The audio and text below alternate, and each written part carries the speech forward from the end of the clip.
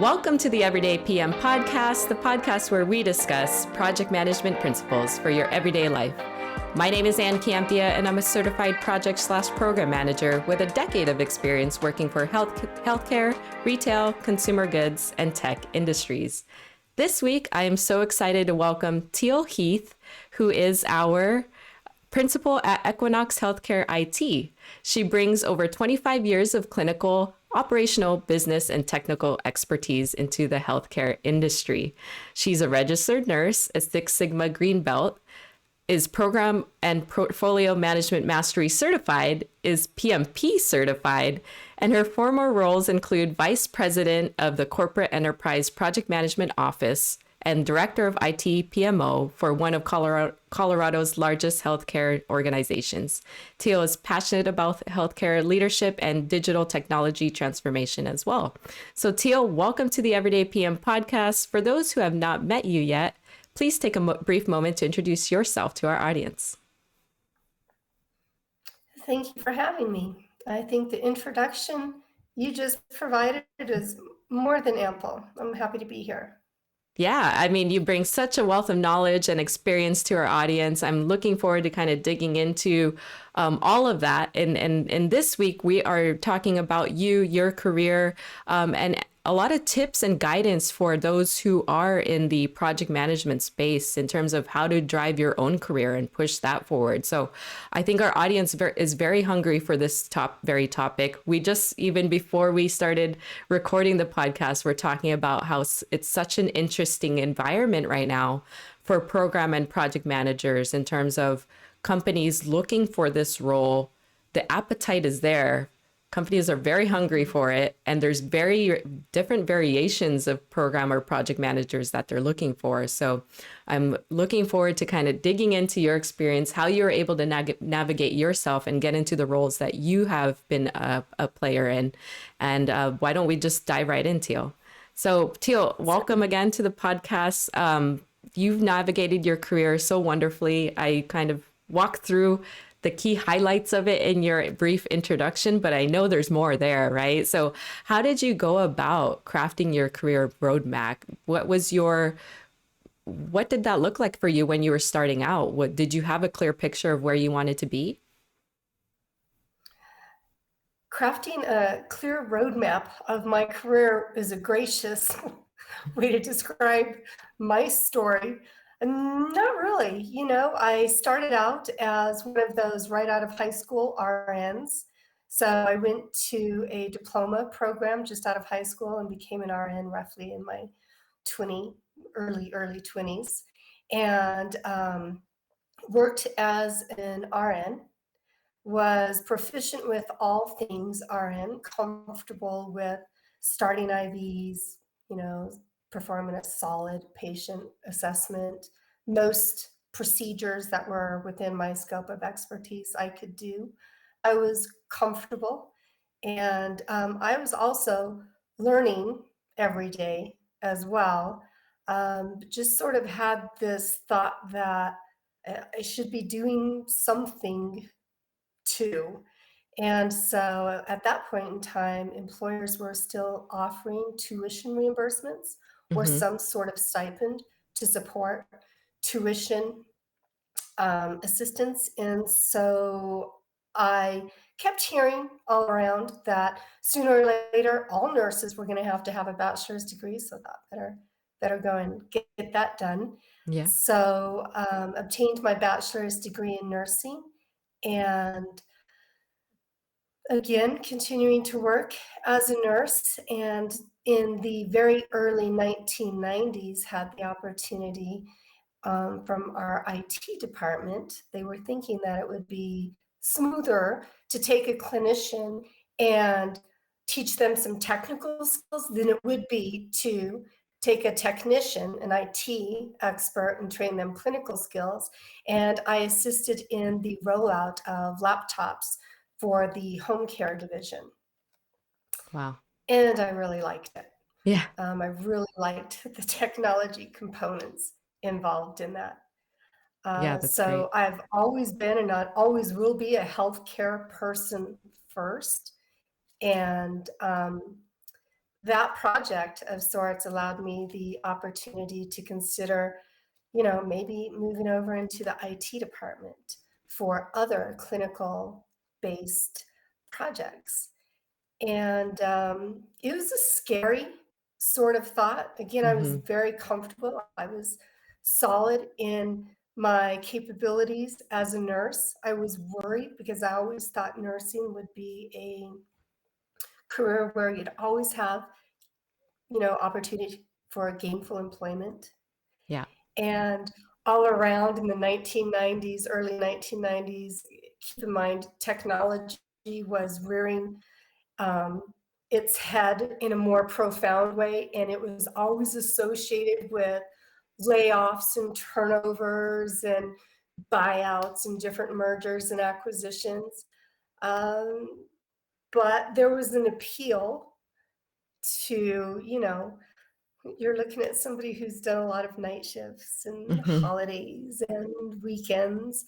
And there was an appeal not only to learn something new and something that I really liked in that technology realm, but to blend it with my life at the time. I have small children Hmm. and wanted to be home on holidays if I could swing that. And so I took the plunge, was recruited into the technology department, and then got there and found out I was probably the least informed, least, prepared person in the technology department. And at that time, there was something um, called the Microsoft Certified Systems Engineer certification. Wow. And so I thought, well, I probably better check that out. So I took the courses for the MCSE required curriculum, took the exams, and got that certification under my belt, and sort of found that I was gravitating, even with a tiny bit more technology experience, Hmm. to more management or project management assignments, which I really liked. I Yeah. really liked working with the engineers. I liked working with them as much as I like working with clinical people, especially RNs, Hmm. who are and will remain near and dear to my heart. Um, but I liked the project management piece of things a lot. And then, as you know, in the 1990s is sort of the birth time for project management in Right. preparing for Y2K. And a PMP certification was sort of floated out there as the thing to have if you're going to try to be a project manager. Hmm. So that's sort of how I stumbled onto project management and getting my PMP certification. And I love that you bring that up, the whole stumbled upon it, because the narrative that you're the journey that you're taking us through right now is really wonderful. And I think a lot of our audience can relate to that, because I've had people reach out to me saying, well, I've been an engineer for a very long time, but I'm interested in project management. How do you make that transition into that type of role? And Teal, what you're kind of outlining for us is that there is a way to do it, maybe even subtly or haphazardly. Is stumbling upon it is the way a lot of us do it, right? Is that you don't essentially, you're not positioned, or you're not positioning yourself to be a project manager. Somebody says, oh, you have the qualities that I need to be able to take on this project, and then you accidentally become one. And so it sounds like you've kind of made your journey to that point where you realized your passion was in project management, even though you carry this really rich foundation of being a registered nurse for many years, and kind of building that foundation. How do you feel that that has contributed to your overall career roadmap? Was it an easy transition to make from being an RN, then deciding you wanted to transition more into the business side of it and be more on the ITPM aspect of it? Has that helped you, or has that played together in any way? You know, very few things that are easy are genuinely worthwhile. I've came to experience. So the transition, while the opportunity was there for me, it wasn't something I did without careful thought, that's for sure. Hmm. Given the comfort I had, I also thought that I had growth opportunity in nursing as well. Um, but at the end of the day, different things and blending with my life and kids and holidays and weekends was as compelling, if not more compelling.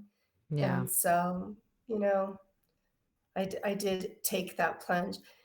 They say that, life is what happens when you're busy making other plans. Mm, And so, yeah. one of the things that I did sort of pick up along the way is that even when, you know, I was an RN performing RN duties, if I tried to surround myself with the people that were the high performers, or admired people when I went to the IT department that were smart and that other people came to for advice. And that is what compelled me to constantly be looking at some certification, some something or another, and then trying really hard for the best work product I could deliver. I think helped me a lot in that people were willing to take a chance on me.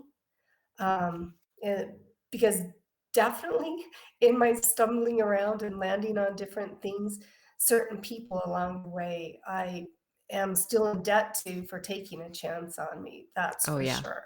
Oh, yeah, absolutely. And then you remember those people your entire career. And I feel like, and Teal, we only just met, so I'm going to make an assumption here, and you tell me if I'm wrong, but that you then take that support that you once had, and I feel like that's what you do for others. That's what you pay forward now, Teal, that you've been in your career for so many years and you've gone through all those ebbs and flows and crossed a lot of hurdles to get to where you eventually landed. Is it something now that you take Mhm. with you and try to pay forward to those that you see are kind of making a similar journey as you did? I definitely try to. After getting my PMP, I worked on a lot of different projects Mm-hmm. in the IT department for the hospital system. And the hospital system had multiple hospitals across its enterprise. And I was able to work on a lot of high-end projects that were meaningful to the enterprise, and eventually became the IT project management office director. And all along, I thought, well, if I'm going to be moving into this director level position and work in the IT department, I was looking around me and thinking a lot of employers are scaling back on some of their tuition reimbursement benefits, Mm-hmm. And so thought, if I'm gonna get a master's degree, this is probably the time to do it, because the writing was sort of on the wall that the support for that benefit would be scaling back. So wrapped up my master's degree in information management, computer science. And this is like a long time before there was ever discussion about clinical informatics and clinical informatics certifications and that Yeah. position in a healthcare environment. So I wrapped that up and got to, at that point, learn the hard knocks associated with managing projects and how that differs from managing people. Mm-hmm. And so the graciousness people have had with me over the years and the forgiveness I've gotten from people over the years as I've tried and won and tried and didn't win Yeah. was helpful in managing other project managers and trying to create a big bench of project managers' skill set from coordinator assistant types to the full high-end, high-performing um, project or program manager Mm-hmm. skill set. And so you can add project managers to the list of those that I enjoy the most, along with nurses and technology people and engineers, is definitely project managers. Yeah. And I've had, I've been lucky enough to be able to work with a lot of project managers and learn from them as well over the years and try to pay back, I guess, or pay forward, as you called it. Absolutely. Where where you're able. Yeah, absolutely. And it sounds like education and certifications, they were all calculated decisions you made in your journey to get to where you were. You talked about seeing tuition reimbursement going away, and I think that's a really important thing to call back to, because a lot of people don't realize that companies support that or have that type of benefit, and it would be important to look into if you're a company, if you're thinking about getting PMP certified or any type of certification, if they'd support that. So for you, Teal, your decisions were kind of made around some of these areas where either you wanted to take advantage of what the company benefits were being offered at the time, or life was happening and you said, okay, now is the right time to do it. It's now or never. So I love that about your journey. It's just sounds very organic, and that there was clarity at certain points on your journey that you said, okay, now's the right time to do it, or I'm not going to get around to doing it. And essentially is what I'm Yeah, hearing from you. Yeah. And was there yeah. anything Paying about, attention, yeah, paying being attention aware for to what's sure. going on and somehow trying to fit that in between having two now grade school kids, you know, Yeah, and making that absolutely. blend work. Talk Mhm. to me about, and I think that's definitely resonating with a lot of people, right? And talk to me about how you were able to balance that. I think a lot of these decisions around, should I get a master's degree? Should I go after the PMP? People hesitate because they think about time, they think about the monetary investment, they want it. They probably have had a conversation in their own heads about, okay, well, getting it will probably help me advance my career, or at least make me more knowledgeable about being a project manager. So what are some of those thoughts that went through your head, and ultimately what led you to make those decisions to get certified multiple times, to get your master's degree? Can you talk through that? Yeah, it's okay to start small. You know, when people that you talk to describe, well, the environment looks like the employer's going to start scaling back on tuition reimbursement support. So, Hmm. we ain't got your master's degree. That sounds pretty immediate and pretty direct. But the reality was, it's a course or two at a time, around Yeah. life and around work. And then ultimately, it's you've got your master's degree. It's that consistent sort of North Star on, I really should be doing something in it, Mm. something in addition to. And that something in addition to for one semester could be probably one of the easier courses on that um, degree curriculum. Another semester, it could be, things are a little bit lighter at work and or at home, so I could probably do one or two of the harder courses. Hmm. And so it's okay to start small. Ultimately, over time, as long as you're starting and in the process of something small, it can result in something big. And so an opportunity came up for an enterprise project management office for that same employer that I had worked for now going on just shy of 2 decades. And one of the requirements for that level of position opening was a master's degree. And so somehow, again, just by that starting small, working on something, and then having it when an opportunity came available, it was what made it to where I could move into that slot and then um, perform at that EPMO level where I was able to then learn and grow with more things like business projects, Hmm. um, like rebranding for the organization project. It got me out of healthcare and technology projects and gave me more breadth into the portfolio of projects I had experience running that were business oriented. And then that allowed me to help with the assignment of program and project managers, different kinds of projects as well. So we all grew.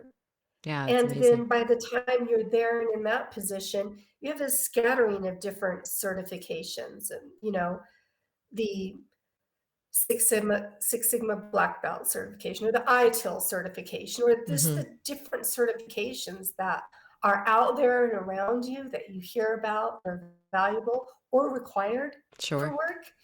But by the time you get there, you have sort of a smattering.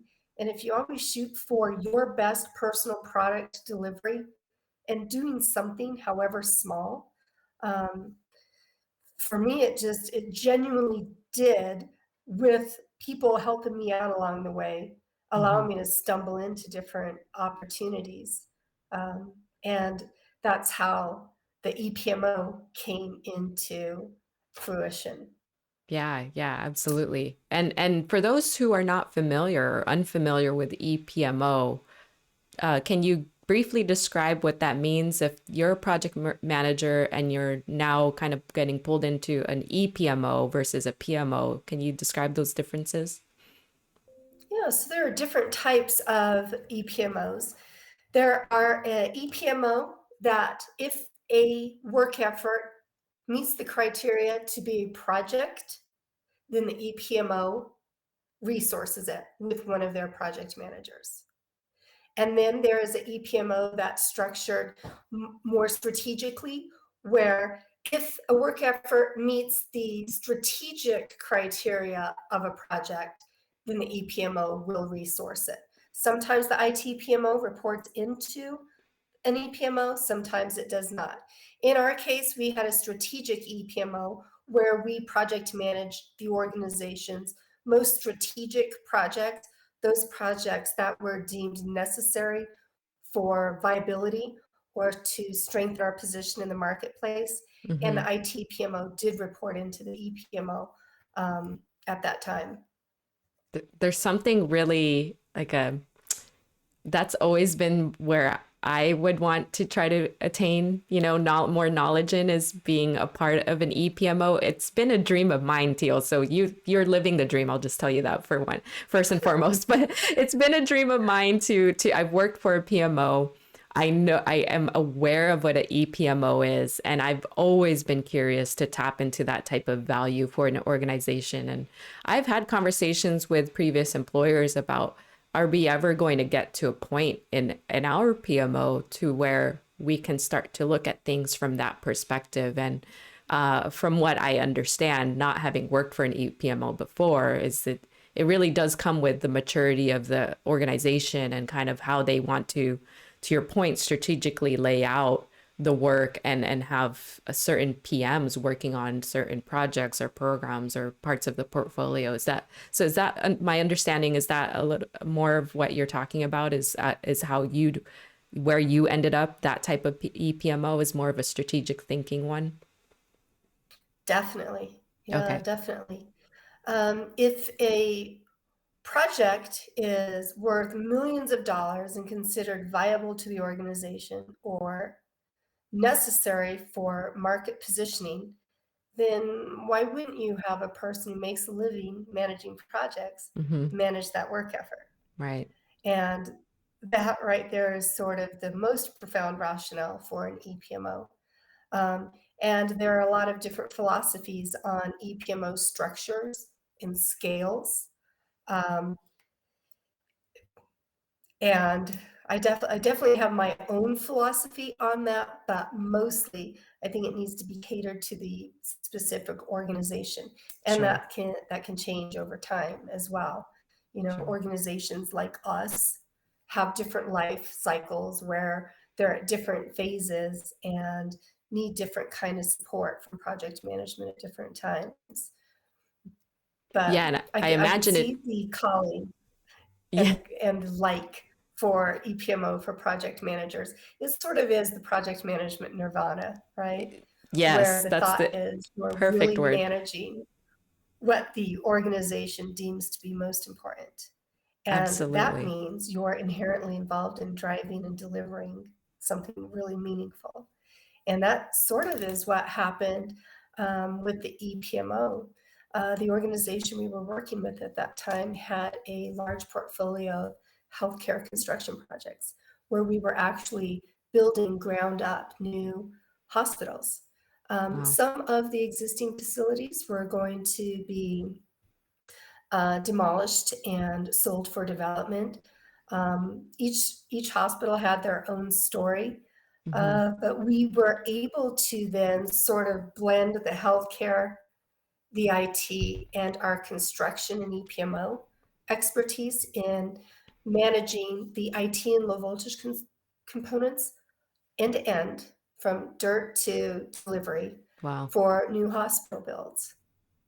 And we managed over a dozen of those IT component construction projects for the organization over that portfolio lifespan. And at that point, healthcare, and this was just pre-COVID, pre-pandemic, healthcare was already changing. There's a big focus on innovation, and there became a open window for, wow, not a lot of healthcare IT shops have this expertise in-house, nor should they have to have it, right? They're Right. not construction people.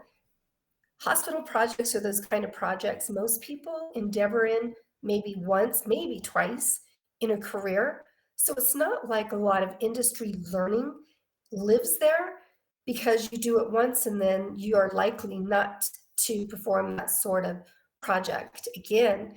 And if you do, it's usually years down the road. And for some strange reason, there was this big window of repetitive and sometimes in parallel hospital IT construction projects we were able to manage.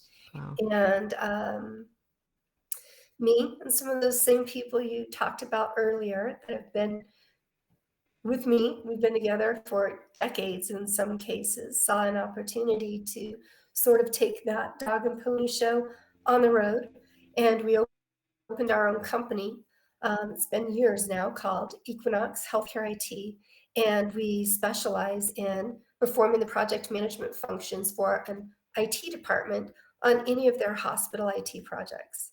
Wow. And IT departments now in hospitals, in the COVID environment, they're like their counterpart clinicians, slammed. Yeah.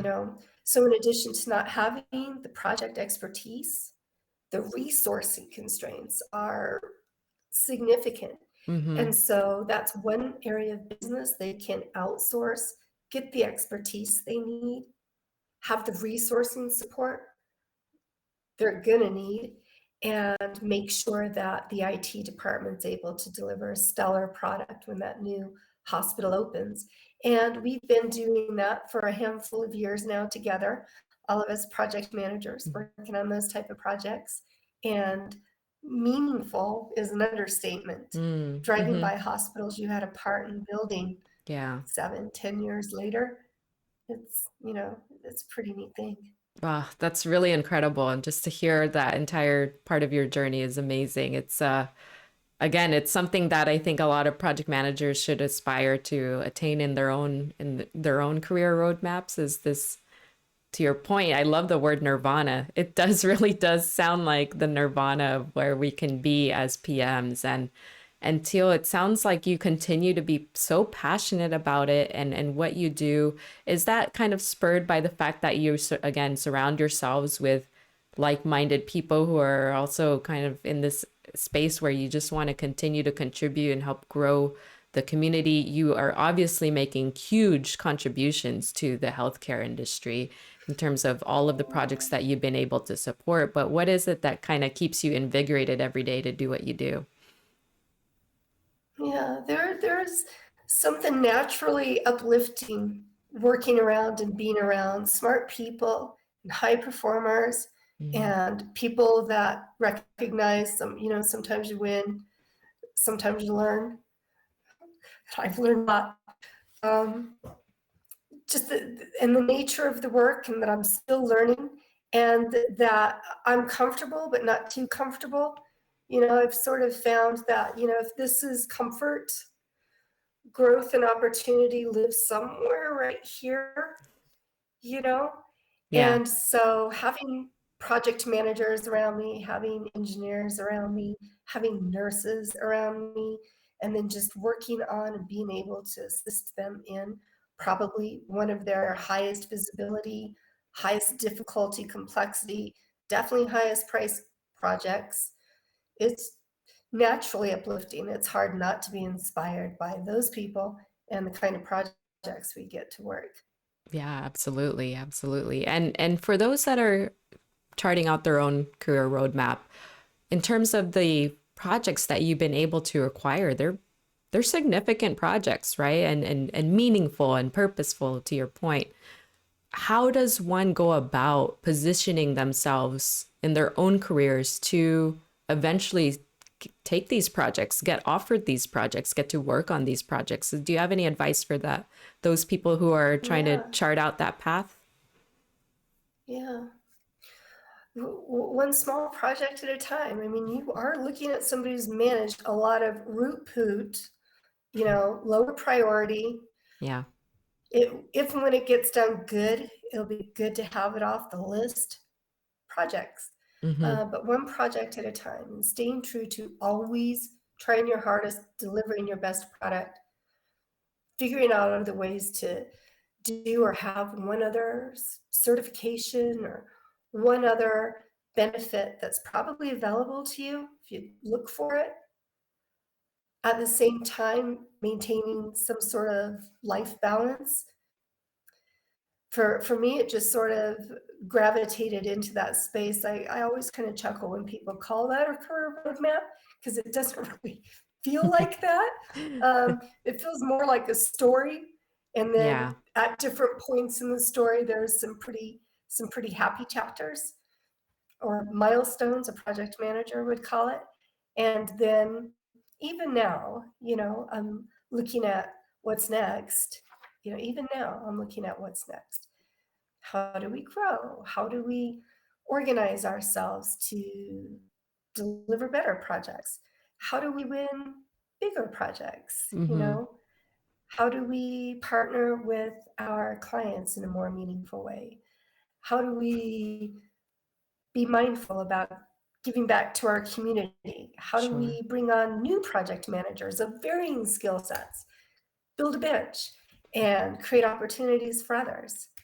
How do we always balance that with life and make it a nice balance, not a cutthroat speed, you know? Yeah, absolutely. And Tricky.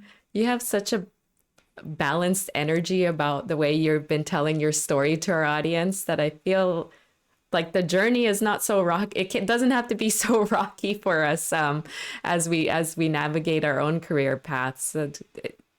You walking through the calculated risks that you've taken, the decisions that were driven by things that are outside of, being so career driven. There's other parts of your life that are happening that drove decisions. I love this idea that we are so aware of where we want to be and where we are at present state that it doesn't always have to be such a scary journey to make. And your story Yeah. is just one of many of these that are things that project managers like in my position or even newer than me are looking to achieve in such a graceful manner, I think is the best way to put it. So Teal, thank you so much for your time today. Is there anything else, any words of wisdom you want to impart on our audience before we let you go? You called it networking early on in our conversation. Sure. And I would just say enjoy the relationships you build along the way. Um, of a variety of different people at a variety of different levels. At the end of the day, the relationships are what bring the most meaning, and you never know, a lot of opportunity as well. The people along the way are important. Yeah. Yeah, Thank you for having absolutely. me. Yeah, thank you, Teal. No, I appreciate you sharing your journey, your story with us today. That will do it for Teal and I in this installment of the Everyday PM podcast. We hope you enjoyed our conversation. If you did and you want to continue the conversation with us, Teal, where can people find you online? www.equinoxhit.com. That's Equinox, HIT for healthit.com. Amazing. Yes. And please do so. Please, follow up with Teal if you have any further questions. What a wonderful journey that you've made. And again, something that we are all aspiring to do ourselves. So you can all find me on LinkedIn as well. And you can find me online on all of the various social media platforms. You can support the Everyday PM podcast by giving us a 5-star review on Apple Podcasts or whichever of the podcasting platforms you're listening in on. We are available on Google Play, Spotify, Breaker, Overcast, you name it. Most podcasting platforms, you will be able to find the Everyday PM. You can also watch the video version of this on my YouTube channel, youtube.com/Ann Campea. Please take a moment to like this video, subscribe, and also turn those notifications on so you know when content goes up. Again, Teal, thank you for your time today. I hope you have a great rest of the year. We're almost to the end of it here, and have a wonderful rest of your day as well. And thank you for taking the time to speak to our audience. So that will do it for both of us. And until next time, everyone, take care.